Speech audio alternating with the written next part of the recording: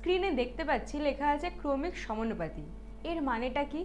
সমজাতীয় তিনটি রাশির মধ্যে যদি ফার্স্ট আর সেকেন্ডের অনুপাত এবং সেকেন্ড আর থার্ডের অনুপাতের সমান হলে তখন ওই সমজাতীয় তিনটে রাশিকেই আমরা বলবো যে তারা ক্রমিক সমানুপাতে আছে। যেমন এ বি সি, এই তিনটে রাশি ক্রমিক সমানুপাতি হবে যদি a/b = b/c হয়। এবং মাধ্যমিক 2018-তে এর থেকে একটা ইম্পর্টেন্ট প্রশ্ন এসেছিল, সেটা হচ্ছে সত্য বা মিথ্যা লেখো।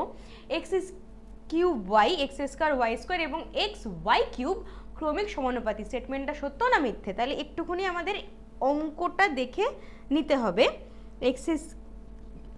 এইটা লিখলাম, এটা লিখলাম। যদি এদের অনুপাত আমি লিখি তাহলে অনুপাতটা কি হচ্ছে x/y, আবার এদের অনুপাত নেব x² y² xy³। এদের অনুপাত নিলে আমার কি হবে? এদের অনুপাত নিলেও আমার হবে x/y। তাহলে আলটিমেটলি এটা আর এটা কি হচ্ছে? সমান হচ্ছে। তার মানে কি হবে? স্টেটমেন্টটা আমাদের সত্য হবে।